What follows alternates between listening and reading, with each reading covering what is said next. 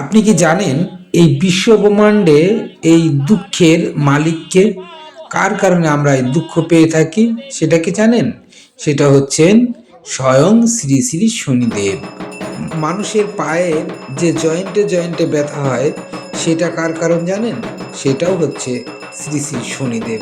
রক্তের যে সমস্যা, সেই সমস্যাগুলোর কারণও কিন্তু হলেন শ্রী শ্রী শনিদেব। যে অর্থের মালিক আজকে রাস্তায় বসেছেন, ফকির হয়েছেন, সেটারও কারণ কিন্তু হলেন শ্রী শ্রী শনিদেব। রাজা থেকে ফকির আর ফকির থেকে রাজা, এই দুটোই কিন্তু শ্রী শ্রী শনিদেব। ভগবান তাহলে কেন এই শনিদেবকে রচনা করেছেন? তারও একটা কারণ রয়েছে। কারণটি জানুন। ভগবান শ্রী শ্রী শনিদেব মানুষকে সব সময় ন্যায়ের রাস্তায় নিয়ে আসেন এবং সত্যকে তিনি সব সময় প্রতিষ্ঠা করেন।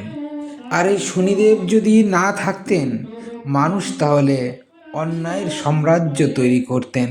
তাই তিনি সর্বক্ষণ ন্যায় ও নীতির প্রতিষ্ঠা করতে থাকেন। আর এই শনিদেব কেন খারাপ হন? তিনি নিজে থেকে কিন্তু কখনোই খারাপ হন না, তিনাকে খারাপ করতে হয়।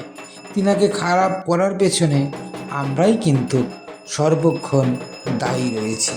আপনি যদি ন্যায় নীতি নির্ধারণ করে আপনি চলেন, তাহলে কিন্তু আপনার এই শনিদেব কখনো খারাপ হবে না, আর আপনার জীবনেও কখনো এই বিঘ্নের কারণগুলোও হয়ে দাঁড়াবে না। শনিবারে যত জাতক জাতিকা জন্মগ্রহণ করেছেন তারা অবশ্যই জানবেন ভগবান শ্রী শ্রী শনিদেবের আশীর্বাদ আপনার ওপরে রয়েছে। পৃথিবীতে যত জাতক জাতিকায় জন্মগ্রহণ করেছেন শনিবারে, দেখবেন তাদের সাথে তার পিতার সম্পর্ক একটু হলেও খারাপ থাকবে।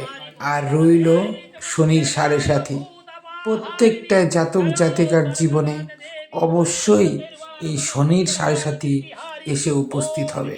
এই শনিদেবের হাত থেকে আপনারা যদি নিস্তার পেতে চান, তাহলে কি করবেন? আপনারা সর্বক্ষণ ন্যায় নীতি আদর্শ নিয়ে চলবেন, কখনোই অন্যায় বা পাপের কাজ করবেন না।